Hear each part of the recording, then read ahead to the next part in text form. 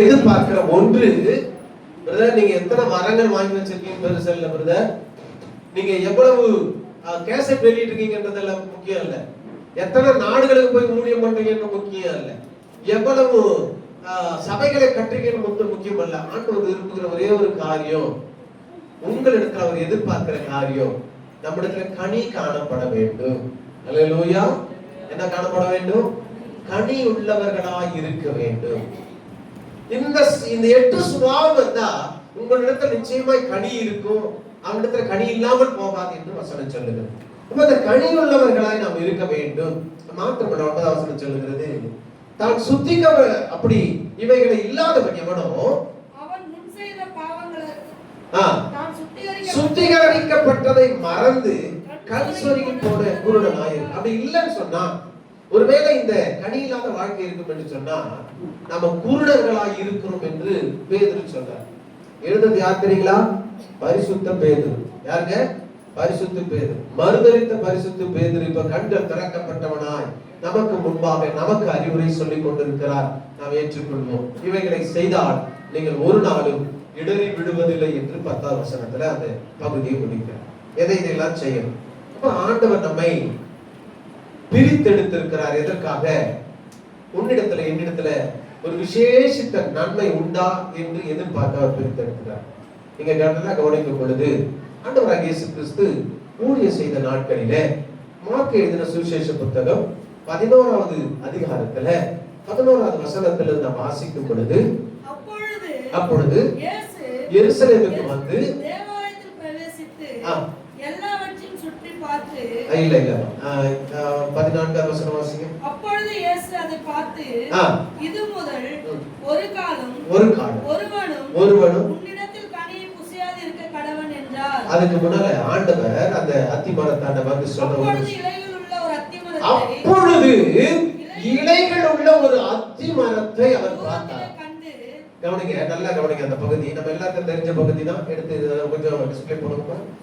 அப்பொழுது அதுக்கு முன்னால வசனம், இலைகள் உள்ள ஒரு அத்தி மரத்தை பார்க்கிறார். இலைன்னா அந்த மரம் ரொம்ப செழிப்பா இருக்கு இல்ல, உலகத்தின் பார்வையில அது ரொம்ப செழிப்பா இருக்கு. இலைகள் எல்லாம் நிரம்பி இருக்கு.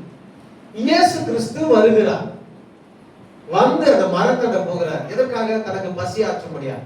அவருக்கு தெரியும் இது அத்திப்பழம் காலம் அல்ல. ஆனால் அதுல கனியை தேடி போகிறார். அந்த கனி அதுல ஒன்றும் இல்லாதபடினாலே ஆண்டவர் அதை சபிக்கிறார். கவனிங்க, கிறிஸ்தவ வாழ்க்கை இந்த அத்தி மரத்தோடு கூட ஒப்பிடுகிறதான ஒரு வாழ்க்கையாயிருக்கு. ஆண்டவராகிய இயேசு கிறிஸ்து உங்களிடத்துல என்னிடத்துல எதிர்பார்க்கிற ஒன்று என்ன தெரியுமா? உலகம் பார்க்கிற வண்ணமாய் ஒரு செழிப்பை அல்ல. நிறைய பேர் நினைக்கிறாங்க உலகத்தின் பார்வையில செழிப்பா இருக்கிறாங்க. அவங்களுக்கு என்னங்க கவலை? கர்த்தர் அவர்களை ஆசீர்வதித்திருக்கிறார், நல்ல வீடு வாசலை கொடுத்திருக்கிறார், நல்ல ஐஸ்வர்யத்தை கொடுத்திருக்கிறார், நல்ல வாகனங்களை கொடுத்திருக்கிறார், நல்ல வருமானத்தை கொடுத்திருக்கிறார், இந்த பிள்ளைகள் நல்லா இருக்கிறாங்க. இதெல்லாம் உலகம் பார்க்கிற பார்வை. ஆனால் ஆண்டவர் அது கிட்ட வந்து இவ்வளவு இருக்க இதுல கனி இருக்கா என்று பார்க்கிறார். உன்னுடைய வாழ்க்கையில என்னுடைய வாழ்க்கையில தேவன் பல ஆசீர்வாதங்களை கொடுத்திருக்கிறார். உலகப்படியா ஏன்னா ஒரு காரியத்தையும் ஆசீர்வதிக்கலன்னு சொல்றவங்க நம்புறவங்க ஒரு அல்லேலூயா சொல்லுங்க பார்க்கலாம். யாராலையும் சொல்ல முடியாது. எல்லா விதத்திலையும் ஏதாவது ஒரு விதத்துல ஆண்டவர் நம்மை பல காரியங்களில நம்மை ஆசீர்வதித்திருக்கிறார்.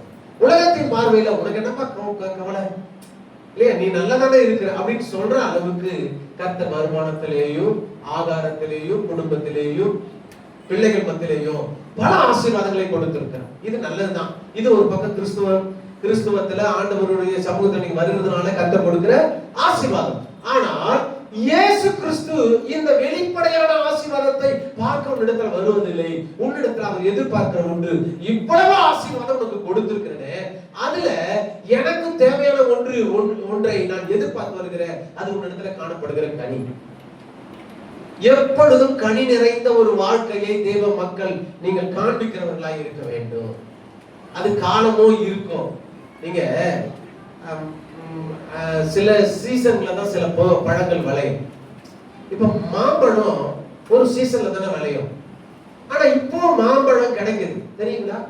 மாங்காய் கடையில கிடைக்குது. எப்படி? சீசன் இல்லாத நேரத்திலையும் சீசன் கொடுக்கிற அந்த கனி கொடுக்கிற ஒரு சில மரங்கள் இருக்கத்தான் செய்யும்.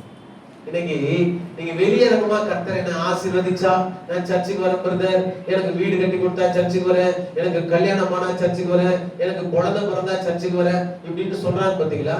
எனக்கு என்னை ஆசீர்வதித்தால் நான் ஆண்டவரை அண்டி கொண்டேன். நீங்க எழுதி வச்சுங்க, அவன் ஒரு நாளும் சபைக்கு வருவது கிடையாது, வந்தாலும் நிலைத்திருக்க மாட்டான். ஆதாயத்தை தேடி போகிறவன் கிறிஸ்துவ வாழ்க்கையில பிரதர் எந்த சூழ்நிலையிலையும் எனக்கு ஏற்றமாய் இருந்தாலும் இரக்கமாய் இருந்தாலும் நான் ஆசீர்வதிக்கப்பட்டாலும் என் கர்த்தரை சார்ந்து கொள்ளுவேன், அவருக்குள் நான் கனி கொடுப்பேன் என்கிற அந்த மனுஷன் இடத்துல தான் தேவன் தம்முடைய அளவில்லாத ஆசீர்வாதத்தை கொடுக்கிறார். அப்ப ஆண்டவர் தேடி வந்தார், கனி கிடைக்கும். இன்றைக்கு உன்னையும் என்னையும் தேடி ஒரு நாள் வரப்போகிறார். அது திடீர்னு வரும். அது கனி இல்லாத காலமா இருக்கும். கர்த்தர் உங்களை ஆசீர்வதிச்சிருப்பார். உனக்கு எல்லாம் தெரிஞ்சுங்க, நம்ம எப்பொழுதும் நெருக்கத்தில் இருக்கும் பொழுது இருந்த தேவன் மேல வைத்திருந்த அன்பை காட்டிலும் ஆசீர்வதிக்கப்படும் பொழுது அந்த அன்பு கொஞ்சம் கொஞ்சமா குறைஞ்சு போயிடும். இல்ல உண்மைதானுங்களே? இந்த பிராக்டிகலா சொல்லுங்க. ஒரு தேவையின் மத்தியில ஒரு வீடு ஒழுகுது, அந்த வீட்டுல குடியிருக்கும் பொழுது நம்ம எப்படி கதறி ஜெபிச்சிருப்போம், இல்ல எப்படி அழுது ஜெபிச்சிருப்போம். நல்ல வேலை இல்ல, வருமானம் இல்ல, ரொம்ப ஏழ்மையில இருந்திருப்போம். அந்த நேரத்துல நம்முடைய ஜெபம் எவ்வளவு ஊக்கமா இருந்திருக்கும். ஆனா ஆசீர்வாதம் வர வர அந்த ஊக்கமும் ஆண்டவரோடு வைத்திருக்கிற அன்பு குறைந்து கர்த்தரை கொஞ்சம் கொஞ்சமா மறந்து போயிடும். ஆண்டவர் இன்றைக்கு மீண்டும் உங்களை அவர் உற்சாகப்படுத்த விரும்புகிறார். மீண்டும் அவர் உங்களை அணைத்துக் கொள்ள விரும்புகிறார். அந்த அன்பில நிறைய பூரணப்படுத்த விரும்புகிறார். ஆகவே இன்றைக்கு அவர் வந்தார், அதே கனியை கர்த்தர் நம்மிடத்துல எதிர்பார்ப்பார். இல்லை என்றால் பட்டு போயிடும் அந்த அத்திமரம், சபிக்கப்படும் அந்த அத்திமரம், வெற்றுண்டு அக்கினியில போடப்படும் அந்த அத்திமரம். கீழே சொல்லுது, அது வேர் முதற்கொண்டு மரம் வரைக்கும் அது உலர்ந்து போயிருக்கும். அந்த வேர் முழுவதும் உலர்ந்து போயிடும். இன்றைக்கு ஆண்டவர் நம்மிடத்துல சில விஷயங்களை வேதாகத்தின் சத்தியத்தின் மூலமாய் நம்மோடு பேச விரும்புகிறார். ஒரு மரமானது எப்படி கனி தர வேண்டும், அந்த கனி எப்படி நிலைத்திருக்க வேண்டும் என்கிற ஒரு சப்ஜெக்டை இன்றைக்கு உங்களோடு கூட பகிர்ந்து. இன்றைய செய்தியுடைய தலைப்பு கனி தருகிற வாழ்க்கை, ஃப்ரூட்ஃபுல் லைஃப். ஒரு ஆசீர்வதிக்கப்பட்ட ஒரு மனிதன் கனி தருகிறவனாய் இருக்க வேண்டும். கனி தரணும்னா என்னெல்லாம் செய்யணும்? வசனத்துல சில உதாரணங்களோடு கூட இந்த வேதத்தை நான் உங்களோடு கூட பகிர்ந்து கொள்ள விரும்புகிறேன். இப்ப எல்லாருக்குமே மரம் நடுகிற பழக்கம் உண்டு இல்லையா? ஒரு செடி வச்சிட பழக்கம் உண்டு. இந்த செடி கனி தரணும்னா என்னெல்லாம் பண்ணணும்? இப்போ ஒரு தோட்டத்துல நீங்க ஒரு மரம் நடுறீங்க, ஒரு மாம்பழம் நடுறீங்கன்னு வச்சுங்க. அந்த மாம்பழ செடி சின்னதா இருக்கும். இந்த செடியில இருந்து நம்ம எதிர்பார்க்க ஒன்று என்ன தெரியுமா? எப்படியாவது இது பெருசாகிடும், அதுவும் அந்த வீட்டுல இருக்கு பாருங்க, அவ்வளவு பெரிய மரமா இது மாறணும், அங்க கொத்து கொத்தா காய்க்குது பாருங்க, அது போல இது காய்க்கணும் அப்படின்னு தானே நம்ம விரும்புவோம். இப்போ நீ ஒரு அந்த மரத்துக்கு உரிமையாளனாய் அல்லது அந்த மரத்தை நடுகிற ஒரு ஒரு ஒரு விவசாயியா இருந்தா என்ன பண்ணணும்? வெரி குட் அப்படின்னு சொல்றாங்க, அருமையா. அதுக்கு முதல்ல தண்ணி ஊத்தணும், அப்புறம் உரம் போடணும். இங்க யாரும் சொல்றாங்க நல்ல உரத்தை போடணும். Very good. அடுத்து நம்ம சுத்தி இருக்கிறத களையெல்லாம் எடுக்கணும். Very good. அப்புறம் முக்கியமான ஒண்ணு, வேலி அடைக்கணும். இல்லைன்னா மனுஷனா இருந்தாலும் சரி மிருகமாதாலும் கொண்டு போயிடும். எங்க ஊர்ல ஒரு அம்மா இருந்தாங்க, செடி நல்லா வளர்ப்போம், வந்து ராத்திரில இருந்து உடச்சு போட்டு போயிடுவாங்க. அது ஒரு விதமான மனநிலை பாதிக்கப்பட்டவங்க பைத்தியம் மாதிரி அவங்க. மற்ற வீட்டுல செடிகள்லாம் வளரக்கூடாது, நம்ம வீட்டுல மட்டும் வளரணும். நிறைய பேர் அப்படி இருக்கு. சில பேர் நின்று உத்து பார்த்தாலும் அப்படி கருகிடும். அப்படிப்பட்டவங்களும் இருக்கிறாங்க. அப்புறம் அதை சுற்றி என்ன பண்ணணும்? வெயில் அடைக்கணும். அப்புறம் பணம் வந்துருமா? வேற என்ன பண்ணணும்? அதான் உரம் போடணும். வேற ஏதாவது இருக்கா? ரைட். நீங்க சொன்ன காரியங்களிலிருந்து சில குறிப்புகளை உங்களோடு கூட நான் பகிர்ந்து கொள்கிறேன். நல்லா கவனிங்க. ஒரு செடி பழம் தரணும்னா, கனி தரணும்னா, கிறிஸ்தவ வாழ்க்கையோட ஒப்பிட்டு சொல்றேன். கனி தரணும்னா முதல்ல அது நடுற இடம் முக்கியம். அது நல்ல இடத்துல நடணும். நீங்க மாம்பழத்தை சாப்பிட்டு தூரம் எரிஞ்சிருவீங்க, குப்பையில எல்லாம் வளரும் தெரியுங்களா? அதெல்லாம் மரமாயிடுதா? ஏன்? அது நாட்டப்பட்ட வளரும், நாட்டப்பட்ட இடம் சரியில்லை. ரோட்டோரத்துல ஆண்டவர் சொல்றாருல, ஊமையில கற்பாறை மேல விதைக்கப்பட்ட விதை, முள்ளுகள் மேல விதைக்கப்பட்ட விதை, வழி அருகே விதைக்கப்பட்ட விதை, இவையெல்லாம் என்ன பண்ணாது? பலன் தராது. நல்ல நிலத்தில் நாட்டப்பட வேண்டும். முதல்ல ஒரு செடியை நீங்க அது பிடிக்கணும் வந்தீங்களா, நல்ல இடத்துல அது படர்ற இடமா பார்த்து அதை முதல்ல நாட்ட வேண்டும். கிறிஸ்துவ வாழ்க்கையில நீ நான் கடிதம் சொன்னா நல்ல இடத்துல நாட்டப்பட்டவர்களாய் முதல்ல இருக்கணும். அல்லேலூயா, அல்லேலூயா.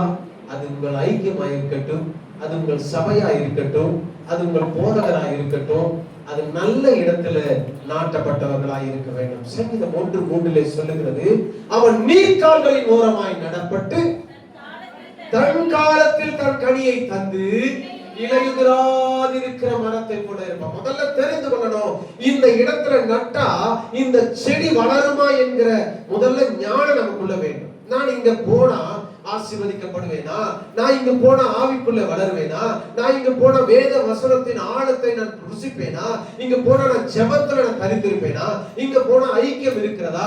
முதல்ல நீங்க நாட்டப்படுகிற இடத்தை குறித்து தேர்வு செய்யப்பட வேண்டும். அல்லேலூயா. நிறைய பேர் என்ன நினைக்கிறாங்கன்னா, ஒரு இடத்துல நாட்டப்பட்ட உடனே அங்க இருக்கிற சிச்சுவேஷனை பாக்குறாங்க.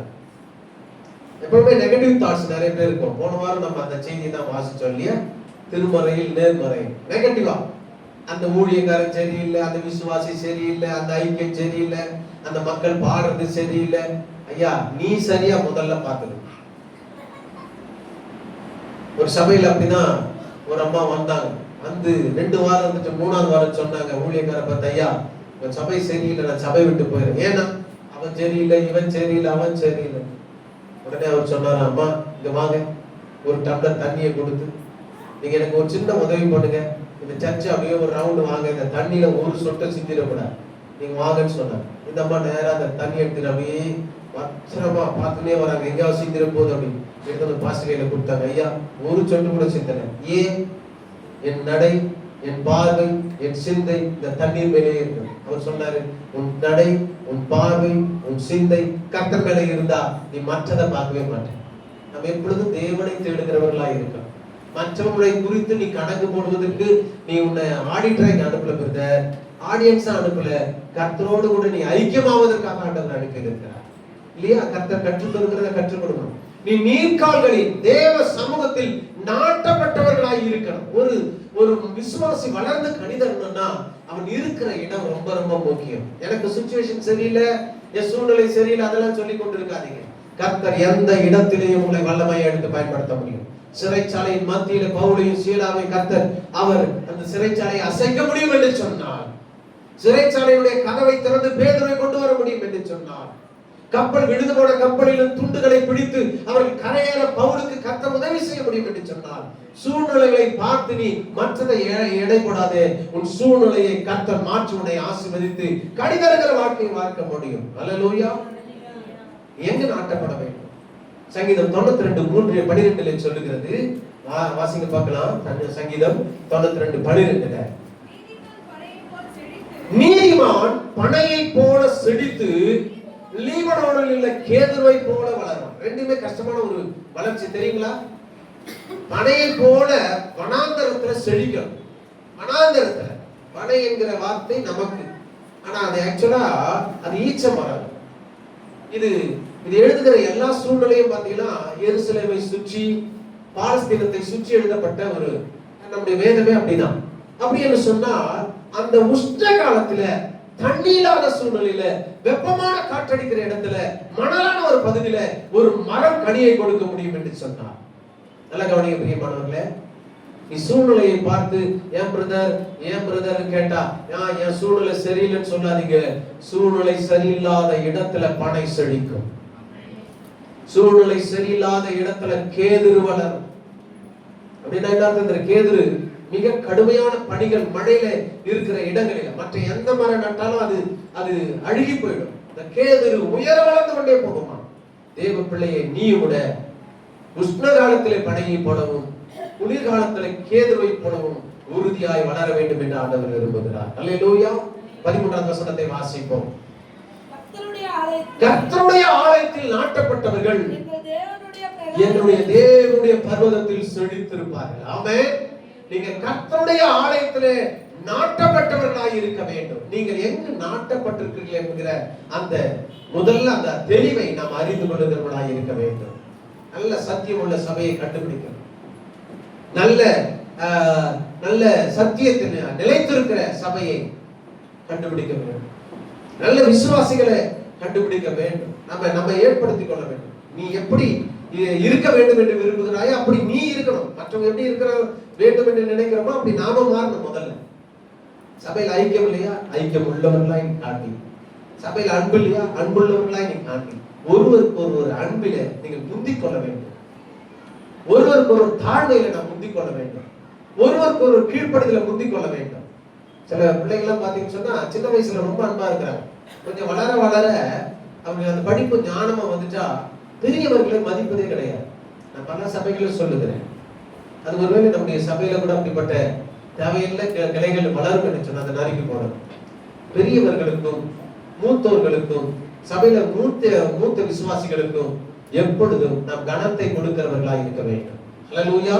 இது டேர்ன் ஓவர் ஆகும். இன்னும் 30 வருஷத்துல நீ அந்த சூழ்நிலைக்கு வருவேன்.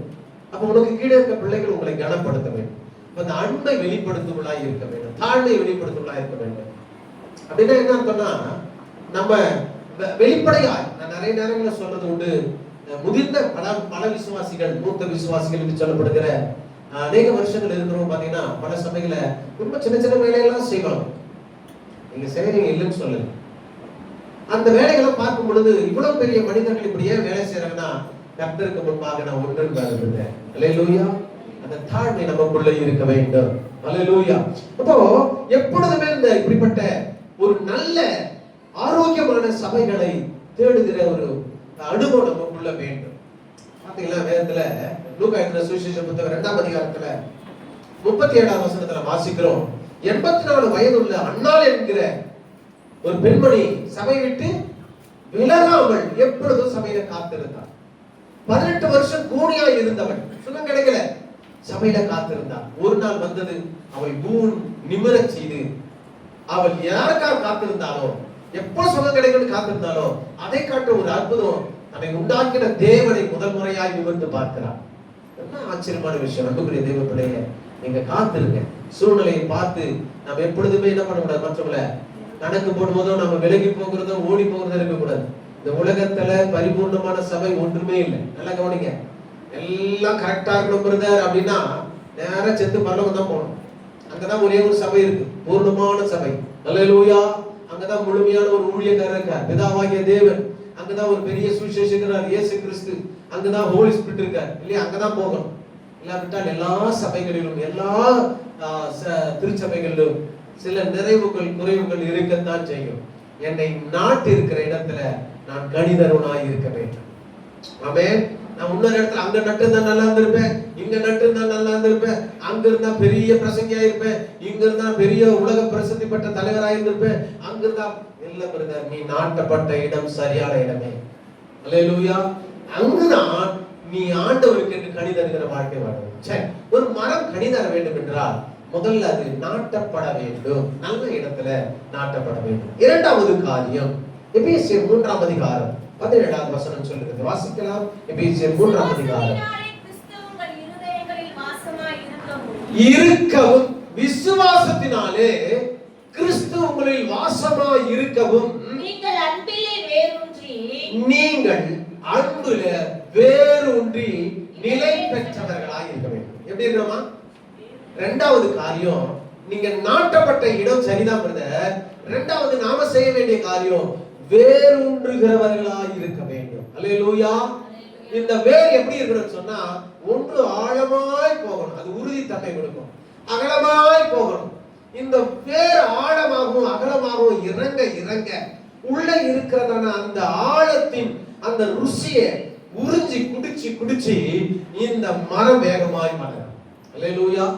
இரண்டாவது விஷயம், நீங்கள் வேரூன்றுகளாய் இருக்க வேண்டும். நிலையற்ற வேர் உள்ளவர்களாய் இருக்கக்கூடாது. வேதம் சொல்லுகிறது, கற்பாறையின் மேலே விதைத்தவன் அதனுடைய வேர் ஆழமா போகாதனால அது கொஞ்சம் வெயில் வந்த உடனே அது கருகி போனது.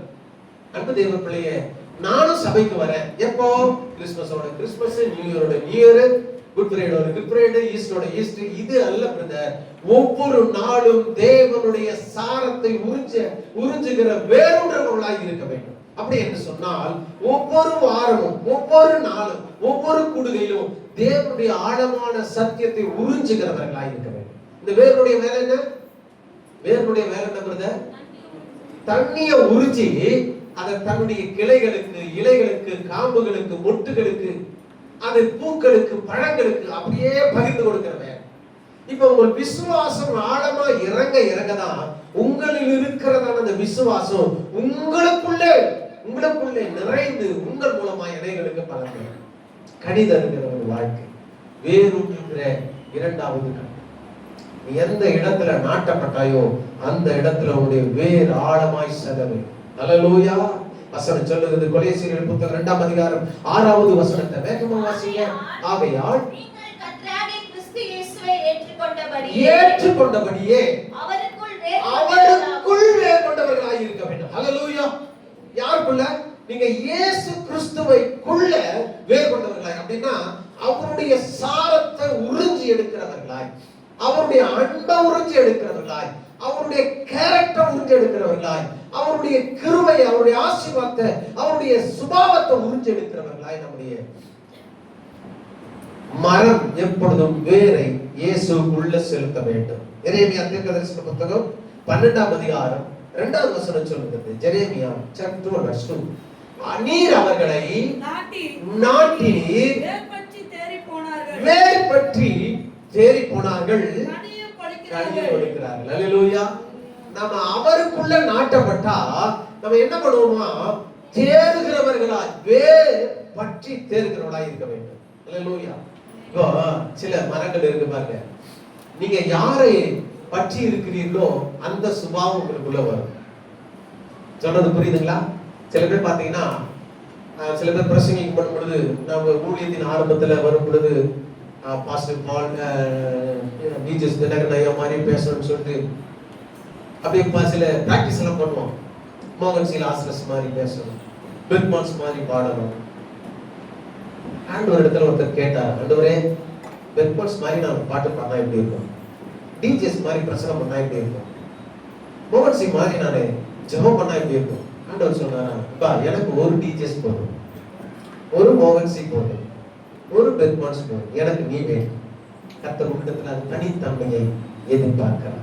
நீங்கள் இயேசுக்குள்ள வேறுன்ற அவருக்குள்ள இருந்த இன்னொரு சுபாவத்தை உன் மூலமாய் தேசத்துக்கு, உலகத்துக்கு, விசுவாசிகளுக்கு, சபைகளுக்கு கர்த்தர் உன்னை கொண்டு பயன்படுத்துவார். சொல்லுங்க, ஆண்டவரே என்னை கொண்டு நீ வைத்திருக்கிற திட்டத்தை நிறைவேற்ற உண்மையிலே நான் வேர் கொண்டவனாய் இருக்க வேண்டும். அல்லேலூயா.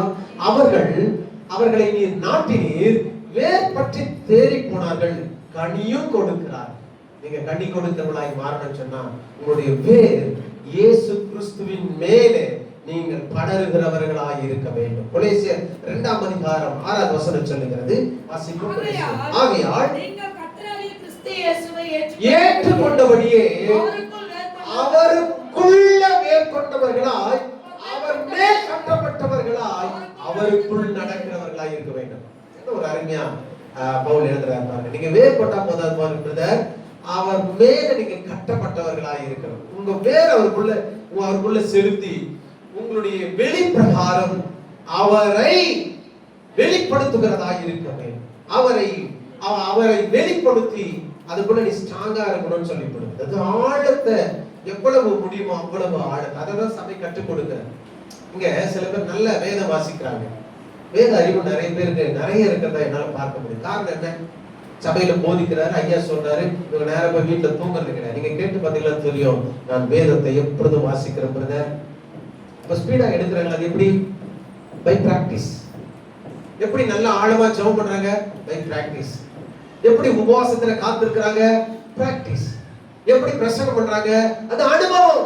நீங்க தேவனிடத்துல எந்த அளவு நீங்கள் வேரை ஆழமாய் கொண்டிருக்கிறீர்களோ அந்த அளவு உங்களுடைய வெளிப்பாடுகள் இருக்கும், உங்களுடைய செயல் இருக்கும், உங்களுடைய கிரியைகள் இருக்கும், உங்களுடைய ஊழியம் இருக்கும். அப்ப நீங்க ஆண்டவர் மேல கட்டப்பட்டவர்களாய் நீங்கள் அவரை வெளிப்படுத்துகிறவர்களாய் இருக்க வேண்டும். அதான் வேதம் சொல்லுகிறது, நீங்கள் கர்த்தராகிய இயேசு கிறிஸ்துவை ஏற்றுக்கொண்டபடியே அவருக்குள் வேர் கொண்டவர்களா. நம்ம மற்றவங்களை கம்பேர் பண்ணாம, மற்றவங்களை சார்ந்து இல்லாம உங்க வேர் தனித்து இருக்கிறது. சில பனைமரங்கள்ல அரச மரம் வளரும் பார்த்துட்டீங்களா? பனைமரம் செத்தா அரச மரமும் செத்துடும். சில மரங்கள் ஒன்றோடு ஒன்று பிணைந்து வளரும். அந்த அடி வேர் படு பிடித்திருக்கிற மரம் செத்தா செத்துரும். ஆனால் நீங்கள் இயேசுவின் மேல் நாட்டப்பட்டவர்களாய் இருந்தால் அவருக்கு மரணம் இல்லை, உங்களுக்கும் மரணம் இல்லை. அவர் பரிசுத்தர், நீங்களும் பரிசுத்தர். அவர் உயிர் தெழுந்தார், நீங்களும் எழுந்திருப்பீர்கள். அவர் 1000 வருடங்கள் அரசாட்சி செய்ய போகிறார், நாமும் செய்ய போகிறோம். அவருடைய சுபாவம் அவர் மேல் கட்டப்பட்டபடியினால் நான் விழுந்து போவதில்லை, நான் அசைக்கப்படுவதில்லை. ஹல்லேலூயா. ரோமர் எழுதின நிருபத்தில் 11ஆம் அதிகாரம் 33ஆவது வசனம் சொல்லுகிறது, தேவனுடைய ஐஸ்வர்யம், ஞானம், அறிவு எவ்வளவா இருக்கிறது, அவருடைய நியாய தீர்ப்புகள் அளவிடப்படாதவை. அப்போ என்ன பண்ணணும்னா, அவர் மேலே கட்டப்பட்டவர்கள் அவருடைய ஆழத்தை புரிந்து கொள்ளணும். எவ்வளவு ஆழம், எவ்வளவு டெப்த். நீங்க எந்த அளவு தேவ சமூகத்தில் காத்திருக்கிறீர்களோ அந்த அளவு தேவன் தம்முடைய இருதயத்தை உங்களுக்காக திறப்பார். அவர் பாரத்தை பகிர்ந்து கொள்வார். வேதம் சொல்லுகிறது, என் சிநேகிதனே என்று ஆண்டவர் கூப்பிடுகிறார், என் நண்பனே என்றார். இந்த உலகத்துல நம்முடைய ரகசியங்களை மறைக்க முடியாத ஒரே ஒரு இடம் நண்பர்கள் தான். அப்பாவிடத்துல மறைச்சிடலாம், அம்மாவிடத்துல மறைச்சிடலாம், அப்படிதானுங்களே. எத்தனை பேருக்கு நண்பர்கள் இருக்கிறாங்க. இப்ப நம்ம இருதயத்தை திறந்து சொல்லுங்களா. ஜோனத்தானை பார்த்து தாவீது சொல்றார், என் இருதயத்தை போல ஒரு பெண்ணுடைய அன்பை காட்டிலும் என் சகோதரனுடைய, என் சேகனுடைய இன்பம் அவ்வளவு அருமையா இருக்குன்னு சொன்னார். அப்போ ஒரு நண்பரிடத்துல ரகசியத்தை எப்படி மறைக்க முடியாதோ, நீங்கள் அவரை அப்படி ஏற்றுக்கொண்டால் அவர் தம்முடைய இருதயத்தை திறந்து இந்த உலகத்தினுடைய எல்லா காரியத்தையும் உங்களுக்கு சொல்லுவார். தம்முடைய தீர்க்கதரிசிகளுக்கு சொல்லாமல் ஒரு காரியத்தை என்ன பண்ண ஆண்டவர் பூமியில செய்ய மாட்டார். அப்போ எதிர்கால திட்டங்களை 2025 முடிஞ்சு 26 வரப்போகுது. பல பேர் எடுத்துப்பாங்க தீர்க்கதரிசனங்களை. நாட்டுக்கு நாடு யுத்தம் வரப்போகுது. அது மத்திய 24 மார்ச் 13 சொல்லிட்டாங்க. அதை நீ சொல்லாத. அமெரிக்கா தேசம் எல்லாருக்கும் யாரும் தெரிஞ்ச கதை தான், சொல்லாத. இஸ்ரேல் ஜனத்தின் மேல எல்லா நாடுகளும் வரும், அது எல்லாம் தெரிஞ்சதுதான். அது அல்ல பிரதர் தீர்க்க தரிசனம். உன் தனிப்பட்ட வாழ்க்கையில தேவன் வைத்திருக்கிற திட்டம், உன் ஊழியத்துல தேவன் வைத்திருக்கிற திட்டம், உன் தேசத்தின் மேலே உன்னை கொண்டு தேவன் வைத்திருக்கிற திட்டம், அவை எல்லாம் நிறைவேறும்படியாய் தன்னுடைய சிநேகிதரிடத்துல சொல்லுகிறதை போல உன்னிடத்துல சொல்லுவார். கர்த்தரிடத்துல உட்கார்ந்து அவருடைய இருதயத்தை அறிந்து கொள்கிறார். அவர் மேலே வேறுபட்டவர்களாய் நாம் இருக்கும் பொழுது சங்கீதம் 92:5 சொல்லுகிறது, அவருடைய யோசனைகள் மகாளமானவை, ஆகவே அந்த யோசனைகளை நீங்கள் கேட்டு பெற்றுக் கொள்ள வேண்டும். யோபு சொல்றாரு, இந்த வேர் இருந்தால் ஒரு நாளும் எவ்வளவு ஆழத்துக்குள்ள ஆண்டவருக்குள்ள போயிட்டா ஒரு நாளும் யாரால அசைக்கப்பட முடியாது. யோபு சொல்றாரு 13:15, அவர் என்னை கொன்று போட்டாலும் அவர் மேல் நம்பிக்கை இருப்பேன். ஏன் தெரியுமா? என் வேர் அவருக்குள்ள இருக்கிறது. அல்லேலூயா.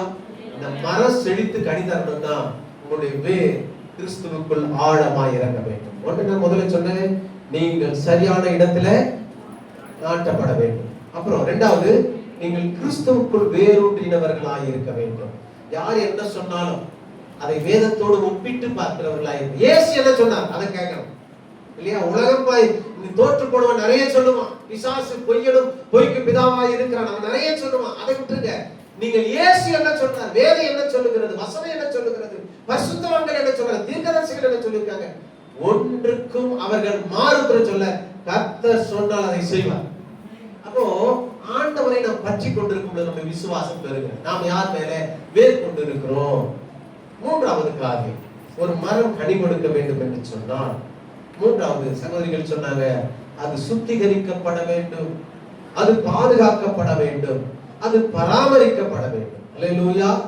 மூன்றாவது காரியம், அது பராமரிக்கப்பட வேண்டும். அப்படின்னா என்ன அர்த்தம்? நாம அதன் மேல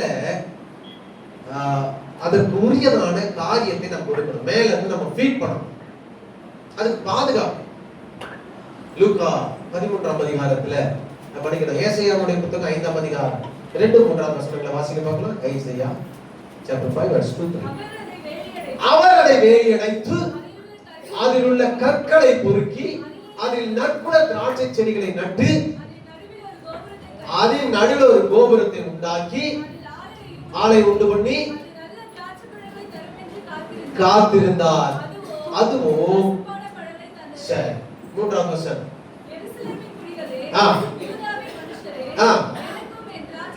கவனிக்கவும், மூன்றாவது மூன்றாவது காரியம், ஆண்டவர் நம்முடைய வாழ்க்கையில ஒரு மரத்தை போல எப்படி பராமரிக்க வேண்டும் என்பதை குறித்து நம்ம சொல்லிக் கொண்டிருக்கிறோம். கனிதர் இருக்கிற மரத்துக்கு நீ எப்படி செய்வாயோ உன் வாழ்க்கையில ஆண்டவர் அப்படி செய்கிறார். நம்ம என்ன செய்வோம்? ஒரு மரத்தை நாட்டினோம், இரண்டாவது வசனம், அதற்கு வேலி அடைக்கிறார். முதல்ல அதுக்கு பாதுகாப்பு கொடுக்கிறார். நீ என்றைக்கு இயேசுவை ஏற்றுக்கொண்டாயோ அன்றைக்கு நீ பார்த்திராத ஒரு பாதுகாப்பு, the defense from heaven, பரலோகத்தில் இருந்து ஒரு பாதுகாப்பு படையை கர்த்தர் உனக்கு அனுப்புகிறார். அது கண்களால காணாது, நீ விசுவாசித்தால் பார்க்க முடியும். உண்மையில ஒரு பாதுகாப்பை கர்த்தர் வைக்கிறார், அதை சுற்றி வேலி அடைக்கிறார். இது யாருக்கு? 3 பேருக்கு தெரியும். ஒன்று விசுவாசிகளுக்கு தெரியும், இரண்டாவது அதை உருவாக்கின கர்த்தருக்கு தெரியும், மூன்றாவது அதை பிடிங்கி போட நினைக்கிற பிசாசுக்கு தெரியும். இந்த வேலி யாருக்கு தெரியும்? 3 பேருக்கு தெரியும். நீ விசுவாசித்தால் உன் கண்கள் காணும். எலிசாவின் இடத்துல சொல்லுகிறான், ஆண்டவன்மாரே, கேஸ் ஓடி வந்து சொல்றான், நம்மளை சுற்றிலும் ராஜாக்கள் வந்துட்டாங்க, ஏன்டா கவலைப்படுற, உன் கண்களை திறவு என்று சொல்லி அவனுக்காக ஜெபிக்கிறான். அவன் கண்களை திறந்தான், அவனை சுற்றிலும் அக்னிமயமான ரதங்கள் நின்று கொண்டு இருக்கிறதை பார்க்க. அப்படின்னா உங்களை சுற்றிலும் தேவன் வேலி அடைத்து இருக்கிறார்.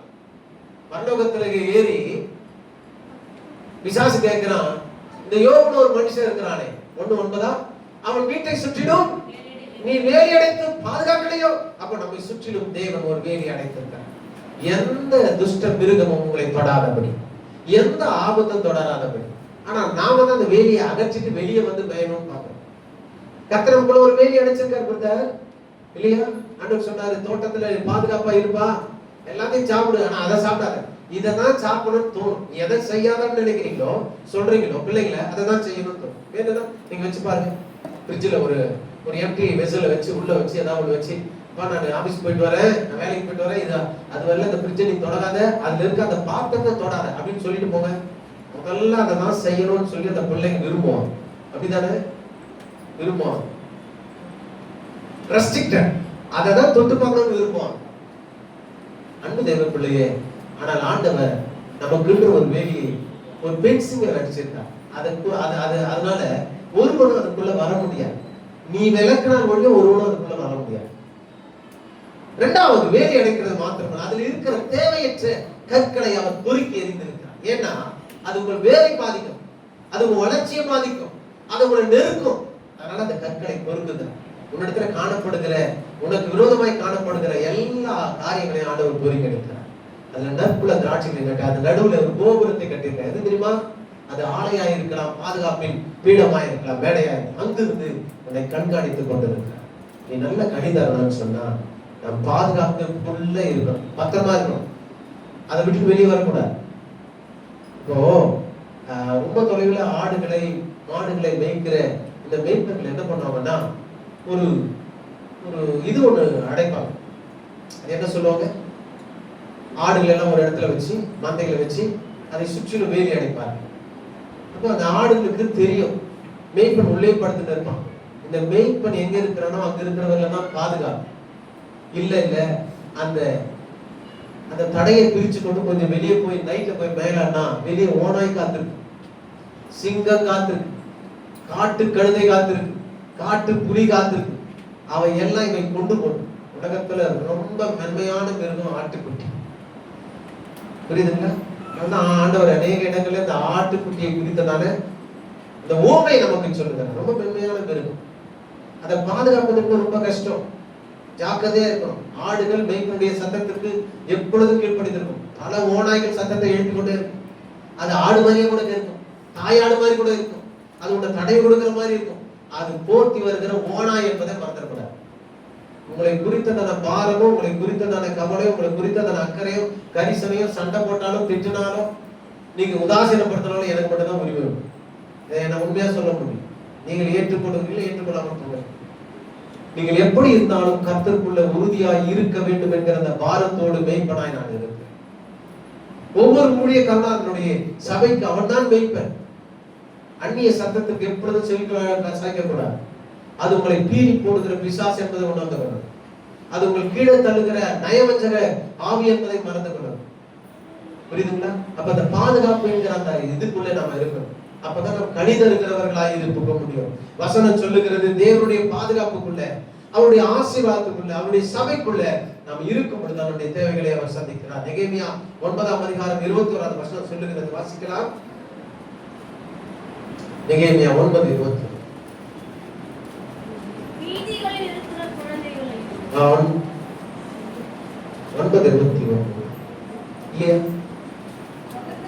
நெகேமியா 9ஆம் அதிகாரம். இப்படி 40 வருஷமாக வாசிங்க. இப்படி 40 வருஷமாக வனாந்தரத்தில் அவர்களுக்கு ஒன்று குறைவுபடாதபடிக்கு ஒரு வார்த்தை மாத்திரம் மொத்தம் மாற்றி அவர்களை பராமரித்து வந்தீர். அவர்கள் வஸ்திரங்கள் பழமையாய் போகவில்லை, அவர்கள் கால்கள் வீணவும் இல்லை. பாருங்க, 40 வருஷம் வனாந்தரத்தில் ஆண்டவர் நடத்துறாரு. எத்தனை வருஷம்?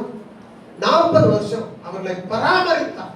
அவங்க வஸ்திரங்கள் பழமையாய் போல என்ன, எந்த கடையில தைச்சாங்கன்னு தெரியும். நாம இங்க தைச்சு போடுறோம், ஒரு 4 நாள்ல அது பிச்சு போயிடும். நான் நினைக்கிறேன், இப்போ ஒரு பேண்ட் வந்து பிளெக்சிபிளா இருக்குது, அந்த பேண்ட் பேர் நம்ம என்னப்பா, லைக்ராவா லைக்ரா. அது குண்டானவங்களுக்கும் பொருந்தது, ஒல்லியானவங்களுக்கும் பொருந்தது. அது அப்படி பிளெக்சிபிளா இருக்கு. ஒருவேளை ஆண்டவர் அப்படி படைச்சு அப்படியே ஒரு 40 வருஷத்துக்கு முன்னாலே செட் பண்ணிட்டாருன்னு தெரியல. வளர வளர ஒருவேளை அவன் வழியில குண்டா இருக்கலாம் அல்லது ஒல்லியா இருக்கலாம். ஆனா அந்த வஸ்திரங்கள் பழமையாக போகவில்லை. ஹல்லேலூயா. நாம 6 மாசத்துக்கு ஒரு முறை மாத்தினே இருக்கோம். ஒன்று அது பிடிக்காம போகும், பிடிக்காமன்னா டைட் ஆயிடும். அப்போ நம்ம கொஞ்சம் குண்டாயிட்டோம்னு அர்த்தம் இல்லையா? அப்போ அந்த வஸ்திரங்கள் பழமையாக போகாமல் அவர்கள் அப்படியே பயன்படுத்தணும். அன்புக்குரிய தேவ பிள்ளையை கவனிங்க. கர்த்தர் எவ்வளவு கரிசனையாய் நம்மை கவனிக்கிறார். அவர்கள் ஆகாரத்தை நான் திருப்தி ஆக்கினார். அவர்கள் கால்கள் வீங்கலையா? கால்கள் நடந்தா சில பேர் கால் வீங்கல, கால்கள் கூட வீங்க விடலையா?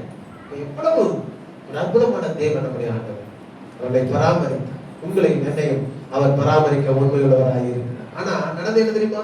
26, 27 வசனத்துல வாசிக்கும் பொழுது, அவர்கள் அவரை மறந்தார்கள், கீழ்ப்படியாமல் போனார்கள், அவருக்கு விரோதமாய் கலகம் பண்ணினார்கள், நியாயப்பிரமாணத்தை எரிந்து விட்டார்கள். அதனால என்ன பண்ணாங்க தெரியுங்களா? அவர்களை அடுத்த வசனம் 27, அவர்களை சத்துருவின் கையில ஒப்பு கொடுத்தார். அவர்கள் நெருக்கம் அனுபவிக்கிற காலத்தில் இது அப்படியே சொல்லிட்டு போறாங்க. திரும்ப அழறாங்க, ஆண்டவர் சேர்த்து கொடுக்கிறார். ஆண்டவருடைய பாதுகாப்பை விட்டு போனாங்க, அவர்களை சத்துருவின் கையில நெருக்கத்துக்கு கொடுத்தார். அப்போ மூன்றாவது காரியம், நாம அதை பாதுகாப்பாய் ஆண்டவர் வைத்தார். ஒரு கனி கொடுக்கிற மரமா இருந்தா அதை நாம் பாதுகாக்க வேண்டும். நாம் எப்படி பாதுகாக்கிறோமோ நம்மை அவர் பாதுகாக்கிறார். ஏன்னா ஏற்ற காலத்தில் என்னிடத்துல அவர் வந்து பார்ப்பார், கனி இருக்கிறதா என்று.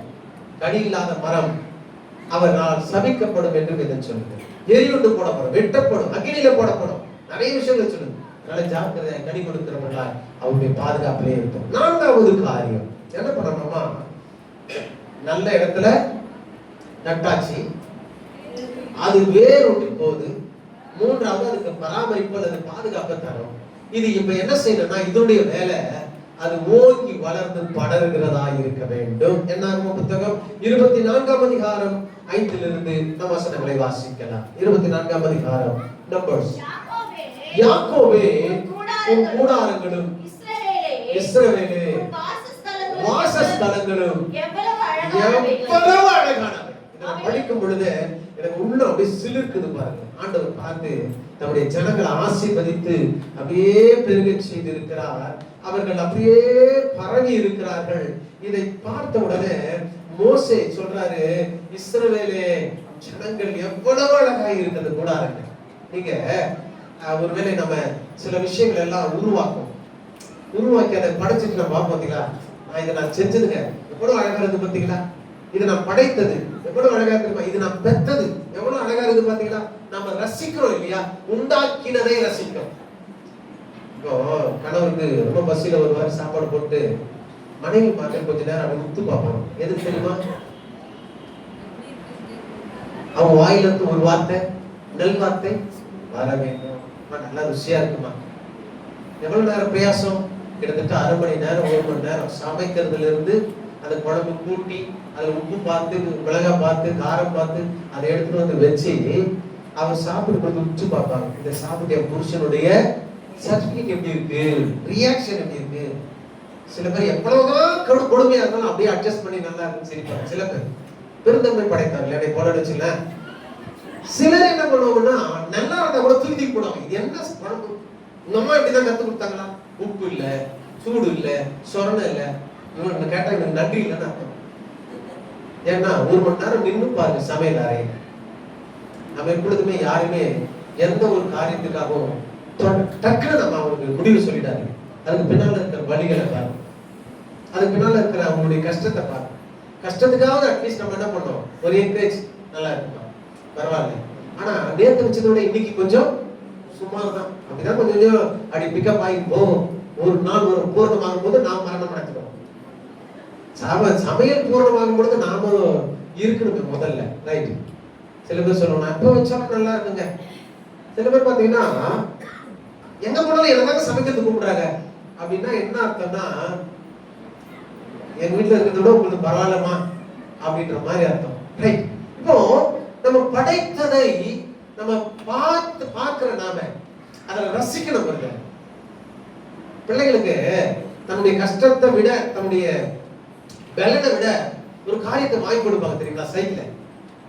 அந்த மாசம் ரொம்ப கஷ்டமா இருக்கும், பிள்ளை அழுவான், சைக்கிளை வாங்கி கொடுத்துட்டு பெற்றோர் நிற்பாங்க, அப்படியே ரசிப்பாங்க தெரியுமா? அந்த பிள்ளை கடல்ல காலை வைக்கிறது, இந்த ஹேண்ட்பேரை பிடிக்கிறது, அது பெல் அடிக்கிறது பார்த்து அப்படியே ரசிப்பாங்க. என் பிள்ளை பத்தியா சைக்கிள், உன்னை பார்த்து என்னை பார்த்து உண்டாக்கின தேவன் அப்படி மகிழ்கிறார். அல்லேலூயா. மோசேயினுடைய பிரசவத்துக்கு பின்னால ஒரு பெண் தன் குழந்தையை எடுத்து அப்படி பார்த்து, அதை பார்த்த உடனே பைபிள் வசனம் சொல்லுது, அதை பார்த்த உடனே அவருடைய வழிகள் எல்லாம் மறந்து போயிட்டான். 10 மாசம் சுமக்கிறோம் இல்ல, 10 மாசம் அவங்க மல்லாக்க படுக்க முடியாது, கவுந்து படுக்க முடியாது, ஒரு கிழிச்சு தான் படுக்கணும், சில பேர் படுக்க முடியாது, உட்கார்ந்து தான் இருக்கணும். அவ்வளவு வலி, உள்ள குத்துவான். அந்த வெளியே வட்டம் ரசிக்கிறான், ஏதோ சத்தெல்லாம் போடுவாங்கல்ல, அது அவ்வளவு வழியை சுமந்து. சில ஆகாரம் அவங்களுக்கு ஏற்றுக்கொள்ளாது, சில டிராவல் அவங்களுக்கு ஒத்து வராது. இவ்வளவு உபத்திரவத்துல கடைசி அந்த குழந்தையை பெற்றெடுத்து அதை பார்க்கும் பொழுது இந்த 10 மாத வலிகளும் ஒரு 10 நிமிஷத்துல பார்க்கிறோம். ஆஹா, என் கையில ஒரு குழந்தைய பார்த்துச்சு. அதே மகிழ்ச்சி தான் மோசே 40 வருஷம் இவர்களை சுமந்து கொண்டு வரோம். அவமானத்தை, பிரச்சனையை, உபத்திரவத்தை, இவர்கள் நன்றி கட்டத்தனமா பேசின பேச்சு எல்லாத்தையும் சுமந்து வந்து இப்ப அவங்க பகிர்ந்து கொடுத்துட்டு அங்க பாக்குறான், இஸ்ரவேலே. அது முதல்ல வசனத்தை வாசிங்க பாப்பா. அதுல இஸ்ரவேலே ஆசீர்வதிப்பதே இல்லப்பா. இப்ப 20 யாக்கோபே உன் கூடாரங்களும் இஸ்ரவேலே உன் வாசஸ்தலங்களும் எவ்வளவு அழகாக இருக்கிறது. அல்லேலூயா. ஒரு பண்டிகை நாட்கள்ல தூரத்துல இருக்கிற ஒரு தாய் ஒரு 4 பிள்ளையை பெற்றிருக்காங்கன்னு வச்சுங்களேன், அவங்க காத்திருப்பாங்க. முதல் பிள்ளை அவன் மனைவி பிள்ளைகளோட வந்து என் முதல் பிள்ளை வந்துருச்சியா, பிள்ளைகளோட வரா, அப்படியே ஒரு சந்தோஷம். இந்த சந்தோஷம் கொஞ்ச நேரம் தான் இருக்கும். ஏன் 2வது பிள்ளை வரலையே, 2வது பிள்ளை அவன் குடும்பத்தோடு வருவான், அது சந்தோஷம். 3வது பிள்ளை குடும்பத்தோடு வருவான், சந்தோஷம். 4வது பிள்ளை குடும்பத்தோடு வருவான், சந்தோஷம். இப்ப ஊர்ல இருக்கவங்க பார்த்து சொல்லுங்க, பாப்பா அதப்பா முதல் பிள்ளை, அவனுடைய பிள்ளைங்க, அவனுடைய பேர பிள்ளைங்க, இது 2வது பிள்ளை, அவன் மனைவி.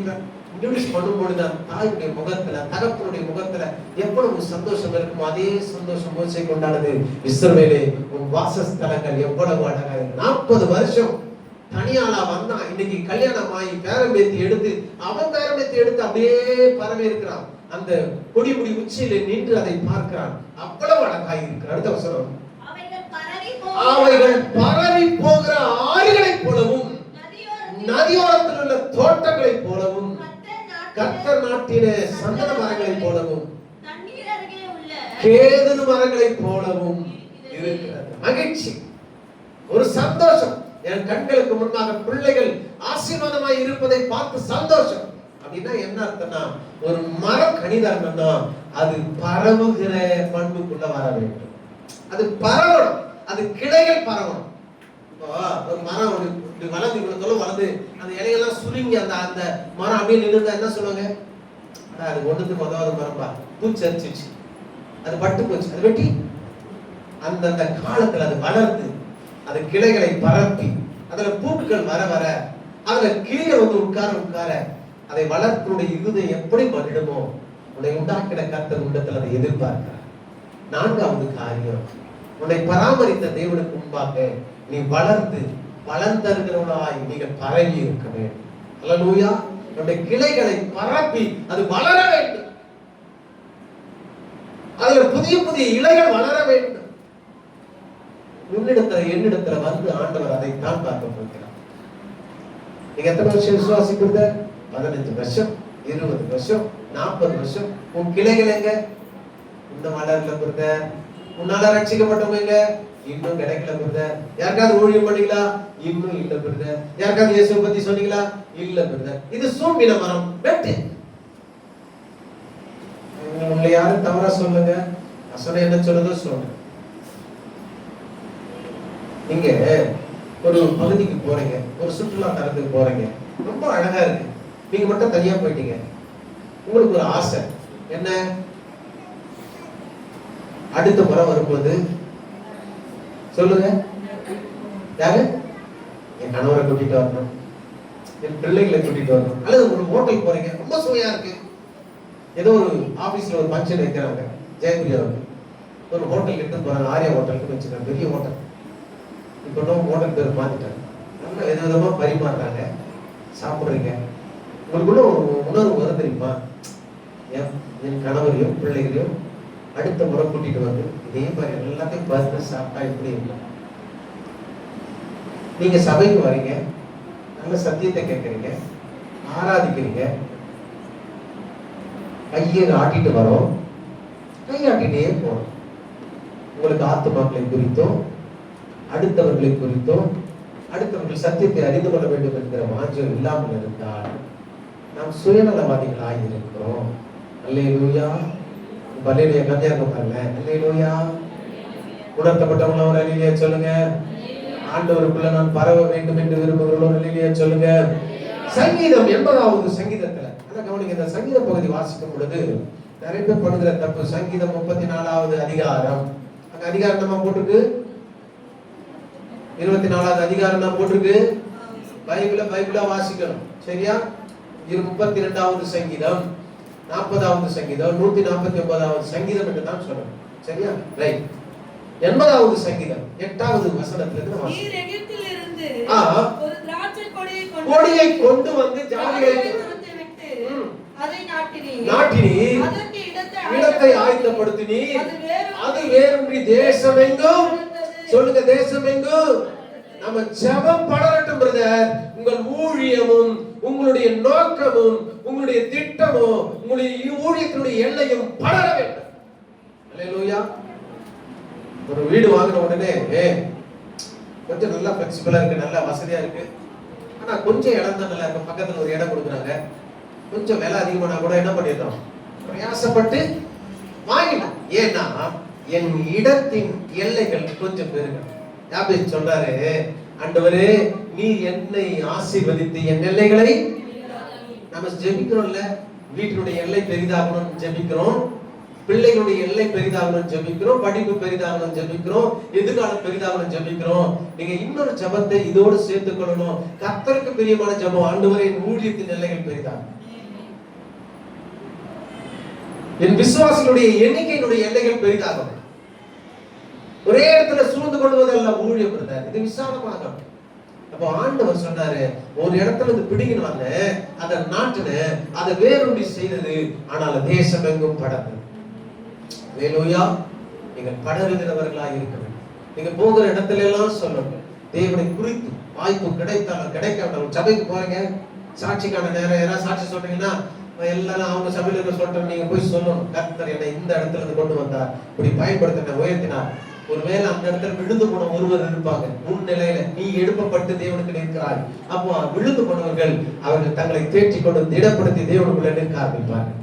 இப்போ போகிற சொல்லுகிற சாட்சி, ஊழியம், செய்கிற செயல், நீங்கள் காண்பிக்கிறதான தேவனுடைய அன்பு மற்றவர்களை உற்சாகப்படுத்தும், அவர்களை உணர்வுள்ளவர்களாய் மாற்றும், அவர்களை தேவனுக்குள்ள அவரை கொண்டு வந்து சேர்க்கும். வசனம் சொல்லுகிறது, சங்கீதம் 147:14,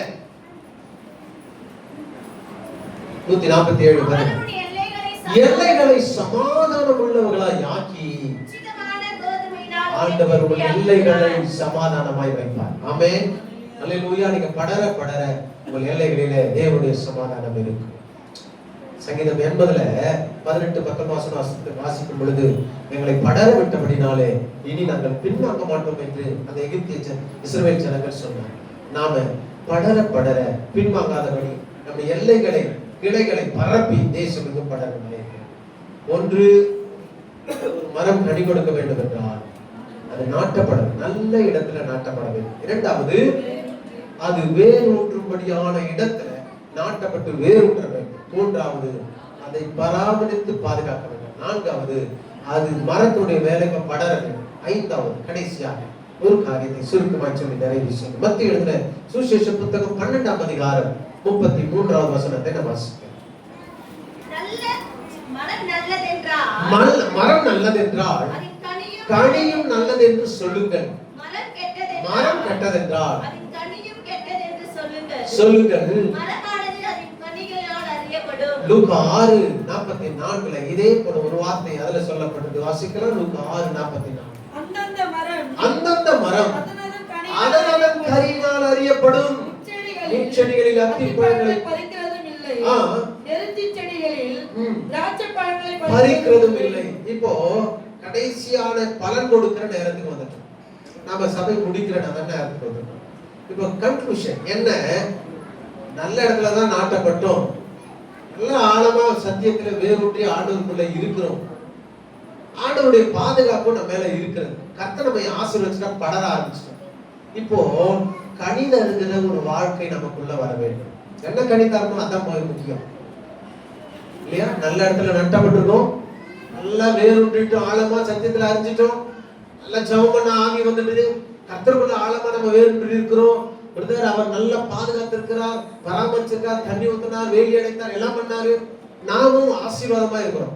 ஒரு 10 வருஷத்துக்கு முன்னால் அப்படி திரும்பி பார்த்து இப்ப நில்லுங்க, உங்களை நிச்சயம் ஆண்டவர் ஆசீர்வதிப்பாரு உணர்வீங்க. எத்தனை பேர் நம்புறீங்க? என்னை 10 வருஷத்துக்கு முன்னால இருந்த காட்டிலும் 10 மடங்கு உயர்த்திருக்காருன்னு சொல்றவங்க உண்மைதானே? நாம ஆசீர்வதிக்கப்பட்டாச்சு. சரியா? இப்போ இது முதிர்ந்து இது ஒரு சூழ்நிலைக்கு வருது. என்ன சிச்சுவேஷன்னா, நீங்கள் இப்ப பலன் தருகிற நேரத்துக்கு வந்தாங்க. என்ன பலன்? கனி கொடுக்கணும். இப்ப இந்த கனி என்ன கனி? அதுதானே முக்கியம். கனி 2 விதமான கனி இருக்கு. ஒன்று நற்கனி, இன்னொன்று புசிக்க கூடாத கனி, கசப்புள்ள கனி அல்லது புளிப்புள்ள கனி அல்லது அருவருக்கத்தக்கதான கனியை கொடுக்கிற மரங்கள் இருக்கு.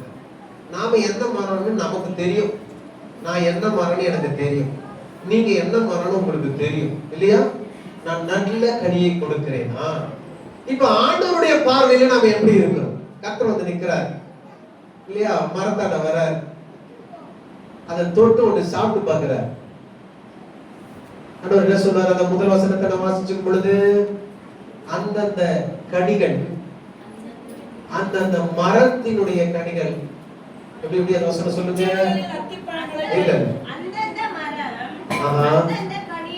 மத்தேயு 12ஆம் அதிகாரம் 33வது வசனம். கனியும் நல்லதா இருக்குமே. கனி நல்லதா இருக்கணும். மரம் நல்ல மரம் பிரதர், வீட்டாட வச்சிருக்கேன். அது என்ன கனியை கொடுக்கணும்? நல்ல கனியை கொடுக்கணும். ஒரு புளிப்புள்ள, யாராவது விரும்பி இந்த ஒரு காய் ஒண்ணு இருக்குமே, அரளி செடி எடுத்து வாசல்ல நிறைய வைப்பாங்களா? அது ஒரு காய் தானே. புளிப்பான ஒரு மரத்தை எடுத்து வைப்பாங்களா? இல்ல கசப்பான ஒரு மரத்தை எடுத்து வைப்பாங்களா வாசல்ல? வீட்டுல நம்ம என்ன நினைக்கிறோம்னா, நான் என் வீட்டுல வர்ற மரம் நல்ல கனிதான். சில பேர் சொல்லுவாங்க, பிரதர் எங்க வீட்டுல வளர்த்த பழம் சாப்பிட்டு பாருங்களேன், தேன் மாதிரி இருக்கும். இந்த மாம்பழம் தேன் மாதிரி இருக்குங்க. இந்த பழம் இளநீல அவ்வளவு தண்ணி இருக்கும், சுவையா இருக்கும். அப்படியே இளநீர் மாதிரி, இளநீர் தண்ணி அவ்வளவு சுவையா இருக்கும் சொல்லுவாங்கல்ல. இப்ப நாம எதிர்பார்க்கிறோம், நான் நட்ட மரம், நான் பாதுகாக்கிற மரம், என்னால அது பலன் பெற்ற மரம், நல்ல கனி கொடுக்கணும்னு விரும்புவாங்க. நம்முடைய ஆண்டவர் விரும்புவாரா? விரும்பமாட்டாரா? விரும்புவார் அவரிடத்துல. அப்போ ஆண்டவர் கனியை பார்த்த உடனே சொல்லிடுவார், நீ நல்லா வளர்ந்திருக்கிறியா, நல்லா வளரலையா? அது அதன் மரத்தினால் அறியப்படும், அதன் அதன் சபையினால் அறியப்படும், அதன் அதன் ஐக்கியத்தினால் அறியப்படும், அதன் அதன் ஊழியக்காரனால் அறியப்படும். ஊழியக்காரன் எப்படி இருப்போம்? சபை அப்படிதான் இருக்கும். உன் ஐக்கியம் எங்கேயோ அப்படிதான் இருப்ப. உன்னுடைய அதிகபட்ச நேரம் எங்க செலவிடுறியோ அதுலதான் நீ அடிமையா இருப்ப. அப்ப நம்ம கனி ஆண்டவர் பார்க்கும் பொழுது அது சுவையுள்ளதாக இருக்கணும். ஏசாயா தீர்க்கதரிசன புத்தகம் 5ஆம் அதிகாரம் 4வது வசனத்தை சீக்கிரம் வாசிங்க. ஏசாயா 5ஆம் அதிகாரம் 4வது வசனம். திராட்சைத்தோட்டத்திற்காக செய்யாத எந்த வேலையை அதற்கு இனி செய்யலாம். அது நல்ல திராட்சை பழங்களை தரும் என்று நான் காத்திருந்தேன். ஆனா அதுவோ கசப்பான பழங்களை தந்தது. கசப்பான பழங்களை தந்தது. ஆண்டவர் ரட்சித்ததின் நோக்கம் நீங்க நல்ல பழம், நாம நல்ல பழம் தரணும் தான். இவரோட கசப்பான பழம் கொடுத்தா அவங்க கேரக்டர்ல, நம்முடைய புத்தியில, நம்முடைய அறிவுல, நம்முடைய அன்புல, நம்ம சிநேகத்துல, நம்ம மற்றவர்களே வைத்திருக்கிறதான உறவுல கசப்பான பழங்களை கொடுத்தால் எந்த பறவைகளும் உங்க இடத்துல வராது. ஆண்டவரே வரமாட்டார். ஆண்டவர் எதிர்பார்க்கிற ஒன்று இந்த கசப்பை வேறு இருக்க வேண்டும். யாக்கோபு 3ஆம் அதிகாரம் 14ஆம் வசனம் சொல்லுகிறது. இது என்ன கசப்பு? பிரதர் வாசிங்க. யாக்கோபு 3:14. என்ன கசப்பு? உங்கள் இருதயத்துல கசப்பான வைராக்கியம், விரோதத்தை வைத்தீர்களால் பொய் சொல்லாமல் இருங்க. உங்க இருதயத்துல கசப்பான வைராக்கியத்தை வச்சு விரோதத்தை வச்சிருந்தா, பிரதர் ஒரு 10 வருஷத்துக்கு முன்னால யாராவது ஒரு ஊழியக்காரர் பேசுற செய்தி யாருக்காவது ஞாபகம் இருக்கா? சரி, இந்த மாசத்துல இது 2வது வாரம், போன வாரத்துல அல்லது போன மாசத்துல கொடுத்த செய்தி ஏதாவது சாராம்சம்? சில விஷயங்களை நம்ம எவ்வளவு விரும்புமோ அவ்வளவு இருதயத்தில் தங்கும். நான் கல்யாணம் ஆன புதுசுல என் மாமியாரை கேட்டாப்ப ஒரு கேள்வி. கல்யாணம் 40 வருஷம். நான் என்ன சொல்லலைங்க, பொதுவா சொன்னேன். அந்த வயதாகி அந்த வார்த்தையினுடைய ஆழம், போன வாரம் கொடுத்த செய்தி நமக்கு ஞாபகம் இல்லை. ஆண்டவர் கொடுத்துற ஆசீர்வாதமான வார்த்தைகள் ஞாபகம் இல்லை. ஆனால் யாரோ ஒரு நாள் ஒருவர் பேசின அந்த வார்த்தை, நான் கஷ்டத்துல இருந்தேன், காசு கேட்க வந்தேன், அப்படி முக சுழற்சிய 20 வருஷத்துக்கு முன்னால இருந்தது. நம்ம வீடு கட்ட வந்தேன், இன்னொருத்தர ஒரு உதவி கேட்டேன், தரமாட்டேன்னு சொல்லிட்டியே, அப்படியே கசிஞ்சு விழுந்திய, அந்த கசப்பு நமக்கு இருதயத்துல. அப்போ இந்த உலகமும் படைக்கப்பட்ட நாம் அந்த உலகத்துக்குரிய காரியங்கள் அதிகமா நம்ம செலுத்துறதுனாலதான், மன்னிக்கிற சுபாவம் இல்லாதனால்தான், தேவனுடைய சுபாவம் இல்லாதனால்தான், நம்முடைய வேர் இந்த உலகத்துல ஒட்டி இருக்கிறபடினால்தான், நம்முடைய மன கசப்பா இருக்கிறபடினால்தான் அந்த கசப்பை நமக்குள்ள வச்சிருக்கோம். இல்லை என்று சொன்னால், யாராவது ஒருவர் உங்களை திட்டினா அப்படியே தள்ளிவிட்டு போயிடுங்க. இயேசுவின் நாமத்தினால அவருடைய அன்பின் நிமித்தம் அவரை மன்னிக்கிறேன். உங்களுடைய கசப்பான வேர் வைராக்கியம் இருக்கக்கூடாது என்று ஆண்டவர் விரும்புகிறார். அல்லேலூயா. எல்லாவற்றையும் மன்னிக்கிற ஒரு சுபாவம் தேவ பிள்ளைகளுக்கு இருக்கு. இந்த 1 மணி நேரம் செய்தி கேட்டிருக்கீங்களா? இதோட முக்கியமான சாராம்சமே என்ன தெரியுங்களா? நீங்கள் சுவையுள்ள கனி தருகிறவர்களா இருக்கு. இல்லையா? என்ன சொன்னாலும் உங்களுக்கு கோபம் வர மாட்டேங்குதுங்க. என்னங்க அன்னைக்குதான் அப்படி உங்களை திட்டாங்களே, இன்னும் அவங்க விடுங்க, இயேசுக்குள்ள மன்னிச்சுட்டேன். உங்களை அவளை கேவலமா பேசுறாங்க, பேசிட்டு போட விடுங்க, கர்த்தர் பார்த்து கொள்வார். நீங்க அதுக்காக பாசி போட்டு இயேசுவின் நாமத்துல அவன் காலை ஒட்டக்கிறேன், அவன் போற வண்டி அப்படியே கீழே விடணும், அப்படி ஜம்ப் பண்ணக்கூடாது. கர்த்தர் பார்த்துக்கணும். ஆமென். அந்த கனி, கர்த்தரின் சுபாவம், கர்த்தருடைய சாயல், கர்த்தருடைய அன்பு வேறு உங்களுக்குள்ள இருப்பதனால நீங்கள் கனி உள்ளவர்களா இருக்க வேண்டும். ஆமென். ஹல்லேலூயா. எபிரேயர் 12:15 சொல்லுகிறது, நமக்குள்ள அந்த கசப்பான வேர்களை தரிக்கிறவர்களா இருக்க வேண்டும். 12:15 ஒருவன் தேவனுடைய கிருபையை இழந்து போகாதபடி. நல்லா கவனிங்க. இந்த வசனத்தை மட்டும் அண்டர்லைன் பண்ணுங்க. இது உங்களுக்கு ஒரு எச்சரிக்கையாக ஆண்டவர் கொடுக்கிற கடைசி வசனமா இருக்கட்டும். ஆமென். இழந்து போகாதபடி யாதொரு கசப்பான வேர் கலகம் உண்டாக்க கூடாது. பாருங்க, கசப்பான வேர் நமக்குள்ள வரக்கூடாது. அல்லேலூயா. வெளிப்படுத்தல் 8ஆம் அதிகாரத்துல 11வது வசனம் சொல்லுகிறது. வெளிப்படுத்தல் விசேஷம் 8. அந்த நட்சத்திரத்துக்கு எட்டி என்று பேர். எட்டினா கசப்படுது. அதனால் தண்ணீரில் 1/3 எட்டியை போல கசப்பாயிற்று. இப்படி கசப்பான தண்ணீரினால் அநேக மனுஷர்கள் செத்தார். கசப்பான கனி கொடுப்பதினால் உங்கள் ஆவி, ஆத்துமா, சரீரம் யாவும் பரலோகத்துல புறம்பே தள்ளப்பட்டு அது செத்ததாய் எடுக்கப்படும். அன்புக்குரிய தேவ பிள்ளையே, இன்றைக்கு நம்முடைய கனி எப்படி இருக்கு? நம்ம அப்படி எடுத்துக்கலாம். ஒரு நிமிஷம். அப்படியே கஷ்டமா இருக்கும், கொஞ்சம் இருந்து பார்க்கலாம். அப்படியே